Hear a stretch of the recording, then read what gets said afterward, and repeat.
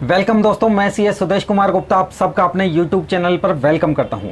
आज की वीडियो में हम लोग बात करेंगे कि बजट 2024 का शेयर मार्केट की इनकम पर किस तरीके से इफेक्ट होगा। दोस्तों टोटल 4 तरीके हैं जिनसे इफेक्ट होने वाला है। वो 4 तरीके आज की वीडियो में मैं आपके सामने डिस्कस करने वाला हूं। चलिए अब वीडियो को शुरू करते हैं ज़्यादा देर ना करते हुए। अगर आपको ये वीडियो पसंद आए तो इस वीडियो को लाइक कीजिएगा और इस चैनल को भी आप सब्सक्राइब जरूर कीजिएगा ताकि मेरी सभी इंफॉर्मेटिव वीडियो आप तक पहुँच सकें। सबसे पहले बात करते हैं शॉर्ट टर्म कैपिटल गेन की। इसकी बुकिंग डेट से क्या इफेक्ट आने वाला है। Short term capital gain cover होता है सेक्शन 111A में। अगर हमने शॉर्ट टर्म कैपिटल गेन 22 जुलाई 2024 तक बुक कर चुके हैं अपनी बुक्स के अंदर, यानी कि हम शेयर्स को सेल कर चुके हैं, तो हमें उस पर टैक्स देना होगा फ्लैट रेट से। फ्लैट रेट है हमारा 15% का।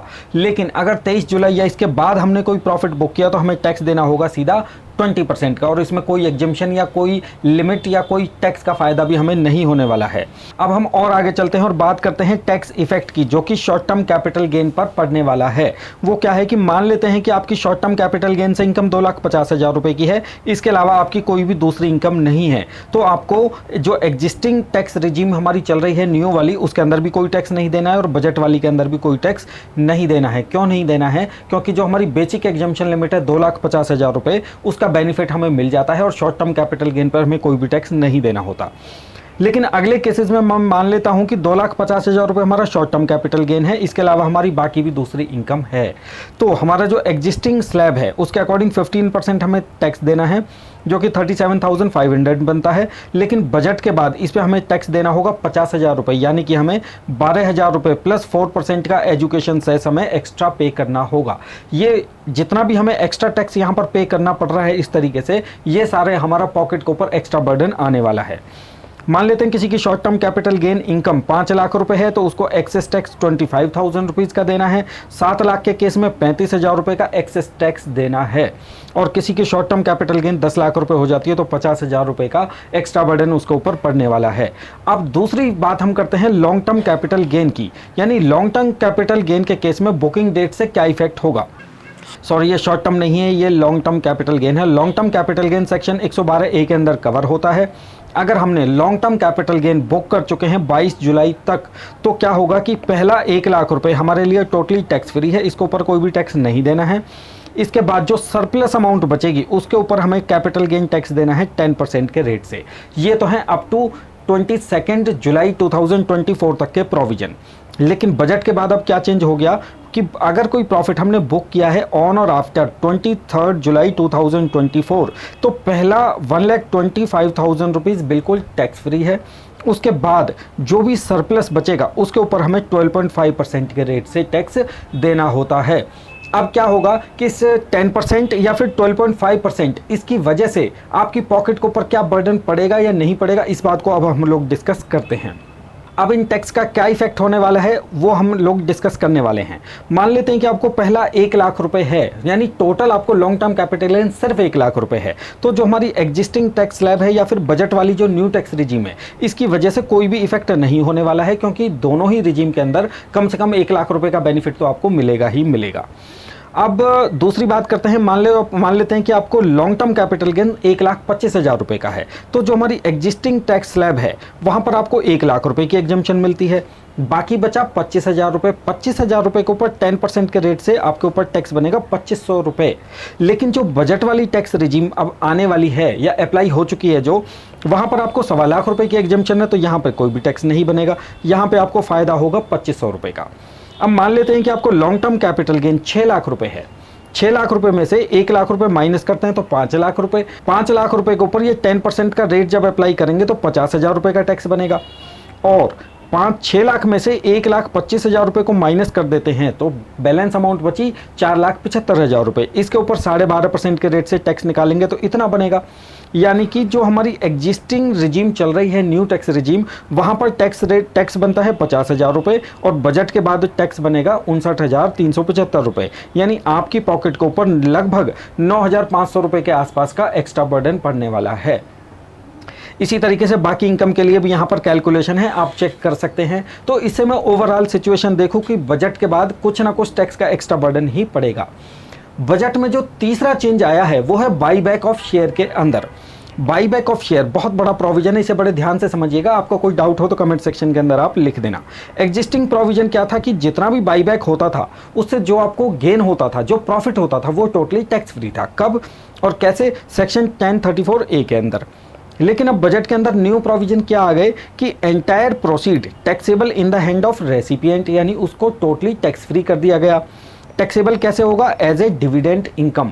और डिविडेंड इनकम कैसे टैक्सेबल होता है? इनकम फ्रॉम अदर सोर्स के अंदर। और जितनी भी डिविडेंड इनकम होती है वो टैक्स स्लैब रेट से टैक्सेबल होती है, इसके लिए कोई अलग से स्पेशल रेट ऑफ टैक्स नहीं है।